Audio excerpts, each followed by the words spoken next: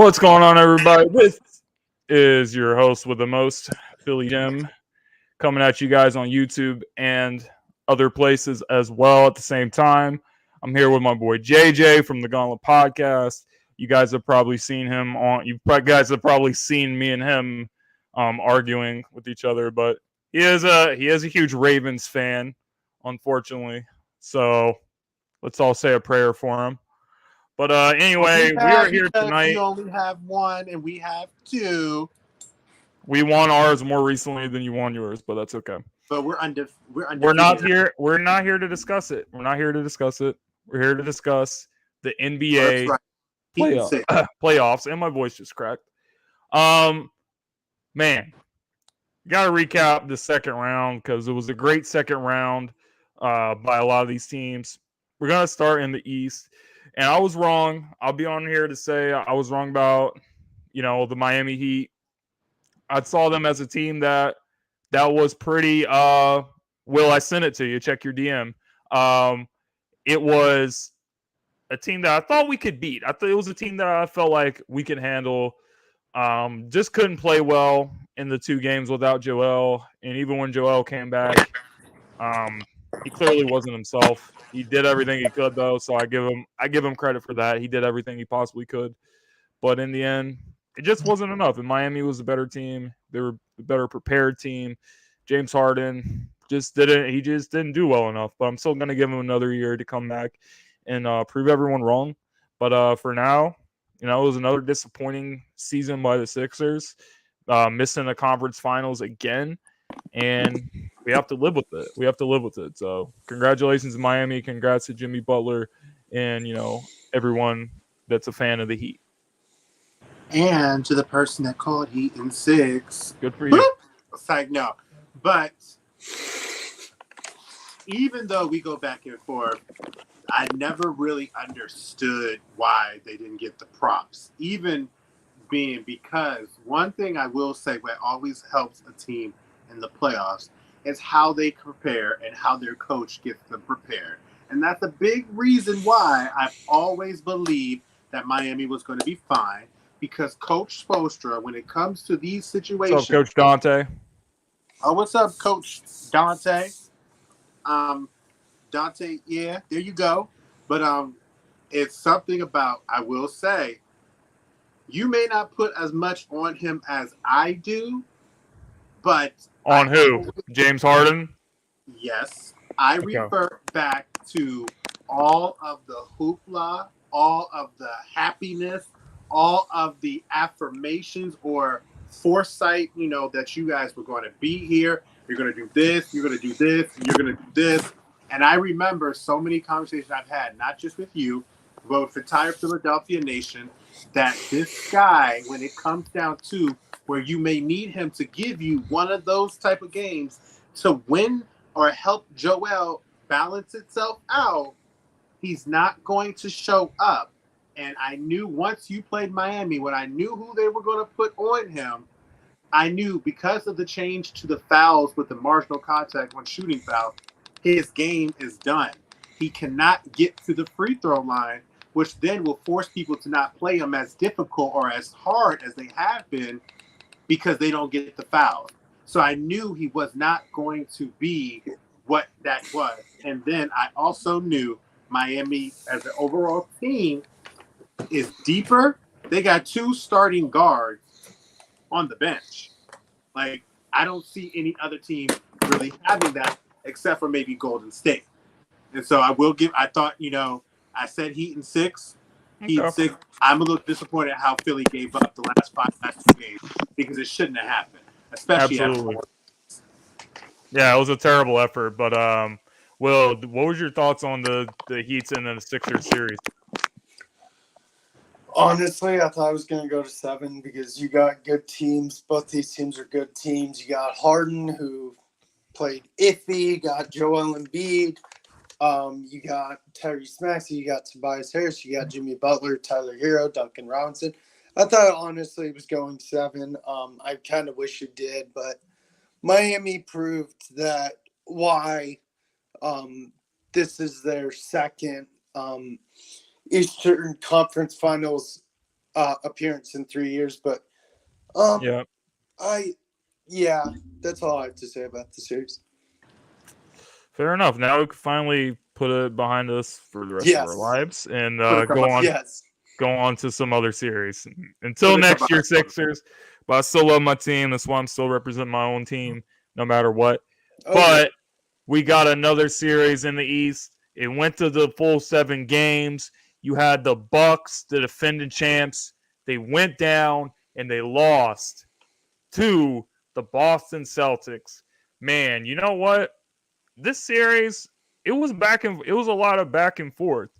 You know, it seemed like once the Bucks went up 3-2, it looked like they had like all the momentum. But Boston, they really came out with a lot of fire for the last 2 games. And, you know, this is a team that plays with a lot of confidence. You know, even in that last game, the game 7, you had Grant Williams, you know, all of a sudden he was turning into Klay Thompson. You know, he just couldn't miss from 3. You know, it was crazy. So, you know, it's not just Jayson Tatum that can beat you. It's not just Jaylen Brown that can beat you. They got a lot of good guys on their team that can shoot the ball and defend and score and do what they need to do, and they're very well coached. Their head coach has definitely got them going in the right direction. But on the other side, Miami, very experienced team, Jimmy Butler and Eric Spoelstra. You know, he's been in this spot a lot of times, getting deep into the playoffs in his career. So he really knows what he's doing as well. So I think that the teams are pretty evenly matched. I wouldn't say that, you know, if Boston's better, they're not better by much. And if Miami's better, they're not better by much either. But you know what? I'm going to go with the Celtics. I think the Celtics are just going to find a way to get it done. I think that they'll steal a game on the road within the first 2 games against Miami. I think they'll split. And I think Boston, when it's all said and done, they're going to win in 6.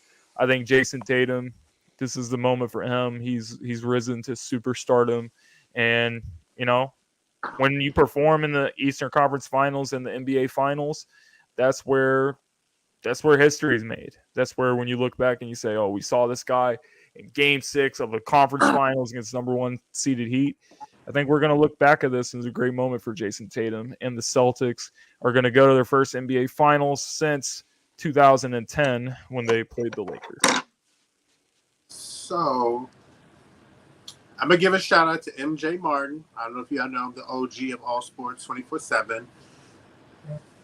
I'm going to see what Jayson Tatum is made of when PJ Tucker and Jimmy Butler and other wing defenders get matched up on him for a 7-game series, because PJ Tucker canceled out Trae Young, absolutely bullied James Harden, and now he's going to be tasked with dealing with Jayson Tatum. I will say the Bucks just ran out of gas, and the one player that had to show up no matter what these stars and superstars were doing did not show up consistently, and that is Grayson Allen.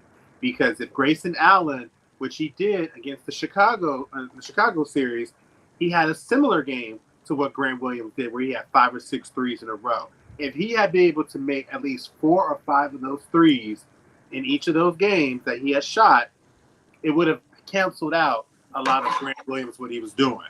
Jaylen Brown and Jayson Tatum did their thing. So did Giannis and Drew Holiday. Drew Holiday averaged 19, 6, and 6, which is more than what he averaged in the finals, or not in the finals, in the semifinals last year against Brooklyn. But Emeka Udoka, I knew just from how this team responds, this team just feels different.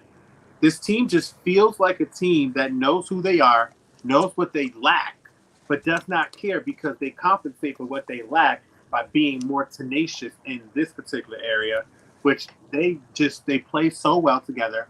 And outside of Golden State, there isn't a team left in the playoffs that has been together more as far as their core than the Boston Celtics, with DeMarcus Smart, Al Horford, Jayson Tatum, and Jaylen Brown. I think this is going 7, and I see this very much like this previous series: win 1 game, lose 1 game, win 1 game, lose 1 game, win 1 game, lose 1 game. And in the end, the best game is going to be Game 7, and I think Boston is going to take it. And I got Boston in 7, and I'm sticking with my prediction that the winner of the Bucks and Celtics represents the East. Okay. It'd have been 6 if it was Philly, but that's not here nor there. Lame. I'm just gonna hashtag lame. Go ahead, Will. Take it away, boy. So this series between the Celtics and Heat is a really good one, and both of them were 2-2 against each other this year. This is the Heat's second time in 3 years going to the Eastern Conference Finals. The last time they went, they beat the they beat Boston. They in the beat bubble. Boston and they lost in the NBA Finals. But the Celtics at home are 28-13 and 23-18 at away. That's during the regular season. This is regular season 2. The Heat is 29-12 away. They're 24-17. So these teams are matched up really, really evenly. The thing with Milwaukee that hurt them was not having Middleton, which meant Holiday played well. Don't get me wrong. Giannis played his heart out. But you needed those other role players to step up, like Grayson Allen and Bobby Portis needed to play better, and just other pieces. But I agree with JJ. It is, I think, both teams, you got Jaylen Brown, Jayson Tatum, Marcus Smart, Tyler Hero, Bam Adebayo, Robert Williams, Al Horford, Duncan Robinson, like great players on each team. I do have it also going to 7, and I also do have Boston coming out victorious. Okay, so all of us has Boston winning the East then. That is pretty interesting. So let's go to the West, and I want to talk about this series, this other Game 7 that happened last night. Brutal performance by the Phoenix Suns, losing by 40-something points at home in Game 7. That's unacceptable. Number 1 team in the NBA too. They were just like, and they won 60 games this year. They're number 1 seed. That's an embarrassing performance in front of your home fans. And Chris Paul, I love Chris Paul, but I just don't know if he's a winner or if he'll ever be a winner. 10 points on 8 shot attempts. 10 points on 8 shot attempts, and you lose by 40 at home as the number 1 seed? That was very damaging for the legacy of Chris Paul. When you're looking back on it, people are going to remember this performance in this particular game when you had a Phoenix Suns team who was coming off of a year where they just won the West. They were trying to get back to the finals and potentially win. You lose by 40-something points as the number 1 seed. Devin Booker was chirping, and he was getting in Luka's face and saying all this stuff. Oh, well, I like the Luka special. Well, I don't think you liked it too much when this guy was dropping 40 points on you guys pretty much throughout this series. So, you know what? It was embarrassing by the Phoenix Suns. And my prediction turned out to be right. I picked the Mavericks in 7 because I just believe in Luka magic. I believe it's a real thing. I believe that the confidence that he's playing with right now, he's playing like a guy that doesn't just think he's the best player in the world. He's playing like a guy who feels like he knows he's the best in the world. And Jalen Brunson and Spencer Dinwiddie combined for 89 points, I believe, in Game 7. So if these guys are able to step up and produce, I think the Golden State Warriors are going to be in trouble. So I'll get to my prediction later after I hear you guys' thoughts on the whole Phoenix Suns and Dallas Mavericks series. But seeing the Mavs come out on top, it actually wasn't shocking to me. Very true. Go ahead, Will. I'll take it after you. So I originally picked Phoenix, and I've said on the last prediction show, I'm a huge Booker fan. I'm a huge Chris Paul fan. Loved Luka ever since he played overseas. Great player. Special player, special 100%. talent. Definitely one of the faces of the NBA. It was an embarrassment for Phoenix. At home, losing by 40. Chris Paul playing horrible. Being 0-something in Game 7s. Like 6 now. 0-6 in Game 7s. 0-6. Crazy. I honestly expected dogfight. I expected it down to the wire, back and forth, back and forth, back and forth. We didn't get that. And Mavericks just played a lot better. Brunson stepped up again. Dinwiddie hit his shots. Luka did Luka things. But Phoenix just could not make a shot. And like James said, I will make my prediction once now JJ's done. JJ, what you got to say about this series, bro? Oh, surprise of the tournament, surprise of the postseason, and I think we need to give Jason Kidd a lot of credit because his adjustments from game to game were legendary. He neutralized the Phoenix Suns, and I honestly think Phoenix came into this game 7 thinking that they had it. And I think they came in thinking that they were going to just kind of do typical Phoenix basketball things. Then when they got down big, they had to sit there and be like, hold up. And then Giannis and Luka did the same things in their games. The difference is Luka's players stepped up. His did not. Cleaver was hitting his shots. Dodo was D'ing up and hitting a couple baskets. Bullock, who had been a little spotty, came in and hit a couple buckets from that corner. They love him in the corner for the corner three. And then Luka looked like, I know I'm the best player on this court. I hear you about Devin. You're a good dude. But I am the best player on this court. And I'm going to show you why. He wanted every board. He wanted every point that he can get that was a good shot. He's not playing as if he's the only person out there. He is playing as if he knows he believes in his team. And I think what realized about Luka is he just needed to get that first round series chip off his shoulder, because now that he got that first round series off his shoulder, he didn't panic being down 2-0. He didn't lose his cool being down 2. He didn't lose his cool being down 3-2 and having to win 2 straight games. They looked like a team that now believes in themselves, and that's a huge benefit. And again, Spencer Dinwiddie, love him to death, love him dearly.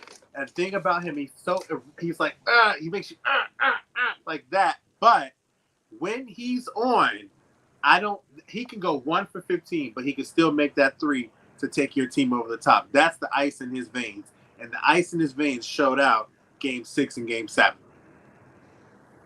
Absolutely, man. And shout out to Wyatt here with a amazing stats. So Dallas was up as much as 46 in this game. They once led 114-68. Phoenix outscored them 22-9 the rest of the way, but that allowed Dallas to have the second largest margin of victory in a clinching game versus a number 1 seed, 33. And not the first, 39 by the 1948 Philadelphia Warriors over the St. Louis Bombers. Sad way to go out for the Suns, especially with the season they had. Absolutely. It has, now leave it at this, it has to be a stain on Chris Paul's legacy. And to be very honest with you, he may not be able to ever recover from that. Devin Booker still has a chance. But Chris Paul... because he's 20-something years old. Right. Chris Paul, on the tail end of his career, to go out like this could be a defining... Yeah. I'm just not sure if Chris is ever going to have another chance of... I don't think he will. Another chance like this to win a championship. I don't think he will. If they do, they need to do something about DeAndre. And especially if you look at the West, I mean, as long as Dallas has Luka, they're not going away. The Grizzlies are young, they're not going away. Golden State is not going away. There's a lot of great, and you would think that the Lakers are going to make some moves with LeBron in the last few years. They're gonna try to bounce back. The Clippers. The West is going to be a lot better next year, even than it was this year. So I'm just not sure if Chris Paul is going to have another chance like he did this year. Really not good for Phoenix to not be able to capitalize on that opportunity. And DeAndre Ayton thinking he was going to get paid. He really ain't about to get paid now after the way he. I'm sure a lower tier team is going to pay him a lot of money. He'll never have close to. I don't think he'll have a team for example, I can see a team like Charlotte going after DeAndre Ayton. For real? I actually want them to go after this. I know we're getting sidebarred a little bit. I actually think. And says he thinks Chris Paul's window's been closed. Possibly. I honestly think, the biggest thing for Charlotte, if they do want, I would try to go trade for Rudy Gobert than try to get DeAndre Ayton. Just for the simple fact of the matter is, LaMelo is a great guard who can shoot and he can do the pick and roll. And Rudy Gobert, to me, is a better defender than Ayton, but can still give you that 15 to 16. Either one of them would be better than what they have. Agreed, Yes. but I actually think they give them more defense because their issue is definitely big-time interior defense. They ain't got it. So let's go on to the Western Conference Finals predictions now. So we got Golden State that's looking like the old Golden State that was on their run, winning multiple championships, going to the NBA Finals every single year. Steph, Clay had a huge game in Game 6. He was phenomenal. I think he scored 30. He finished with 30 points. Golden State they look for real. They look legit. They're going to be very tough to beat. But this Dallas team, there's just something about this Dallas team, man. This team is playing like a team that believes. They're playing like a team that, they're really out to prove something right here, right now with Luka. I remember seeing Golden State having all those battles with LeBron James. And Luka, I think he's on that level. I think he's getting on the level of, people like LeBron James and being in the best in the world conversation. So I feel like it all depends on him, how he's going to lead this team in this series. I think that the Warriors are probably the better team, but I believe in Luka Magic. I believe in Magic. I believe in Luka Magic. Mavs in 7. I'm going Warriors in 7, but as I stated on the carousel, this feels a little different for Dallas, and I'm seeing strange parallels to the 2011 team that faced a team that everybody thought had the better players because they had James Harden, Russell Westbrook, and Kevin Durant, all three talented players that were averaging over 20 plus a game against Dirk Nowitzki and the veterans and the things of that nature. The reason why I'm still leaning Golden State is because they have that championship pedigree. These finals representation, if they get down 1-2-1 or 1 or 2-0, whatever, they're not going to waver. They've been through this stuff before. And I do think Dallas's guys, not just Jalen Brunson and Spencer Dinwiddie, they have to come every day, the Dodos, the Reggie Bullocks, because outside of that trio of Poole, Clay, and Steph, Andrew Wiggins was averaging 17 and 7 and 8 against the Grizzlies. He had himself a good series. Then if you get rid of him, Otto Porter off the bench can hit a couple threes if needed. And Draymond, for all that you give, I would take a player like Draymond on a championship team every day of the week because if you're playing him and he's on that other side, you're going to be working for every basket. You're not going to get it easy on him. Jokic forced him to be better, but Jokic that came out and said, I believe, that it was one of the toughest series that he ever been in. And then again, Draymond plays bigger than his size, and Draymond has no fear of anyone that comes across this stage. And I think they'll all take the challenge of taking on this team. And so I'm going Warriors 7. Warriors in 7. Wyatt says, I think the Warriors are still going to win the series, but Dallas has opened up some eyeballs, especially with their performance last night. They make the series tougher than expected, but I think the Warriors win in 7. So he agrees with you. Thank you, our encyclopedia, for sure. Thank you, boss. Will, what you got? So just like the Celtics Heat series, they split 2-2 during the regular season. The last West Finals appearance for the Warriors was 2019. They did lose to the Raptors in that championship. Last West Finals appearance for the Mavericks was 2011. They beat the Thunder, went on to win the championship. Warriors at home, 31-10, away 22-19. Mavericks at home, 29-12, away 23-18. Just like the Celtics Heat series, it's a very good series. It ultimately comes down to experience. I do believe in Luka. I think, like JJ said, Dinwiddie has to show up every game. Finney-Smith has to show up every game. Kleber has to play well. Brunson needs to play well. But you got Steph, you got Clay, you got Draymond, you got Andrew Wiggins, you got Poole. I think the experience of Golden State is way too much. I've got Golden State in 7 as Golden well. State in 7. You're the lone wolf. So we got Warriors and Celtics in the finals. Yep. Okay. I have Mavs and Celtics in the finals. Which would be a nice one. That'd be a fun one.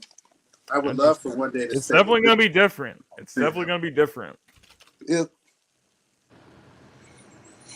Yes, it is, gentlemen. Yes, it is. It's going to be a fun. I think every round of the playoff has been better than the round before. Definitely. And I think this is no different. I think we're in for a great series. It's almost like Boston and Dallas operate the same way. They don't go too deep in their bench, but the players that they do play are very much cohesive together, and they elevate their play with one another. And then Miami and Golden State are deeper, and they have that championship experience. And they both have really good shooting. Exactly. And all of these teams are really good defensively, too. So we're going to see a lot of – I don't think we're going to see a lot of too many blowouts, but if we do, I see the winning team losing the next game. Anthony said he's a hater, so he's picking Mavs in 7. That's specifically for the only Mavericks fan that everybody be talking about. He also says I want some Subway because I got the munchies. Ha ha! I went to Wawa for mine. Damn. Ooh. Wyatt says go get some, man. Yes, okay. Wyatt. Come on down. Hey, yo, I still want to say this to you, Wyatt. You amaze me every day because I just don't know how fast you be typing and how you just come up with everything. Like, you be typing. He got an encyclopedia, bro. He got this shit all written down. Literally, he knows this like the back of his hand, and it's amazing. Yeah, it is. That's just crazy. Like, it's like, I know if I see Wyatt on the post, I'm going to get it. Wyatt, what's Jalen Reagor's VORP? Tell me what Jalen Reagor's VORP is. That's what I want to know. What does VORP mean exactly? I don't even know what it means, bro. But they said Jokic had like the greatest VORP of all time. So that sounds like good for him. What is it, man? Let me look it up. Actually, right. But and that was an interesting conversation. I like that. Let's talk about them Charlotte Hornets because value over replacement player. Okay. So I guess it's not surprising because they probably had a shitty. Well, DeMarcus Cousins is not shitty, but he's not what he was. No. He's not what he was. Yeah. He's not what he was. Yep. But anyway, guys, I guess we'll go around the table. Gauntlet Podcast on Saturdays. Joseph is unfortunately a co-host now, so we have to put up with his stupidity and his bullshit all the time. So, you guys can get. Did somebody turn up the heat? Did you say somebody turn up the heat in 6 notches? The heat in 6 notches? Okay, the heat in 6 notches. It's nothing to do with that, bro. I don't like your ass. I've never liked your ass. But anyway, you guys can see us there on Saturdays at 7 p.m. on Saturdays. But Joseph, I'll let you take it because you do a lot more shows than I do. You're lying right now, number one. Everybody, everybody loves us. We love you. We got this. And we doing the dang thing. Well, do your thing, boss. Thursday, sip off.